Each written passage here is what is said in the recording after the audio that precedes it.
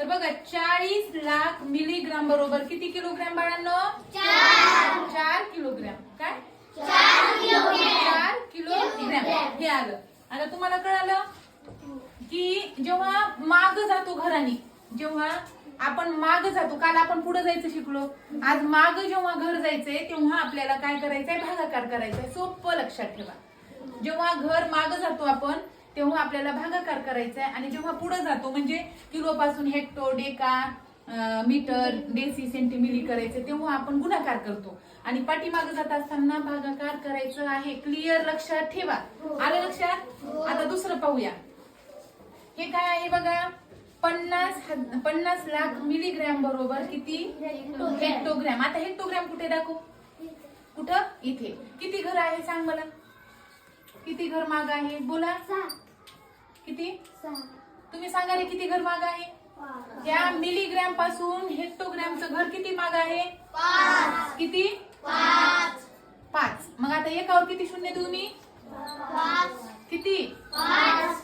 एकावर 3 किती? 5 शून्य दिले. आता मी सोडू? काटाकाटी करू? कटले. हे शून्य, हे शून्य, हे शून्य, म्हणजे प्रत्येक शून्याला शून्य कटलं. वरी किती राहिले आता? 50. किती राहिले? 50 राहिले. म्हणजेच इथं 50 लाख मिलीग्रॅम बरोबर किती हेक्टोग्रॅम झालं बाळांनो? 50 हेक्टोग्रॅम झाले. मला तर वाटत नाही अवघड आहे. अवघड आहे का? लक्षात आलं? जेव्हा तुम्ही मिलीग्रॅम पासून पाठीमागं मिलीग्रॅमचं घर सोडून पाठीमागच्या घराला जाता तेव्हा तुम्हाला भागिले करत जावं लागेल, आणि किलोग्रॅम पासून तुम्ही मिलीग्रॅम कडे जाता हळूहळू एक एक घर पुढं, तेव्हा तुम्हाला गुणाकार करावा लागतो, आणि माग जात असताना तुम्हाला काय करावा लागतो? भागाकार करावा लागतो. एवढं लक्षात ठेवा. आता पुढचं बघा, किती आहेत हे?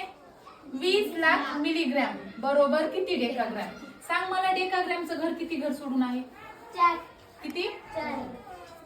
20 लाख. 20 लाख मिलीग्रॅमचं आपल्याला काय करायचं आहे बाळांनो? 20 लाख मिलीग्रॅमचं डेकाग्रॅम करायचंय. मग डेकाग्रॅम किती घर सोडून आहे? 1, 2, 3, 4. म्हणजे 4 घर सोडून डेकाग्रॅम असल्यामुळे आपण एकावर किती शून्य द्यायचे आहेत? 1, 2, 3, 4. ओके. आता हे शून्य शून्य काटा. वरी किती राहिले बाळांनो?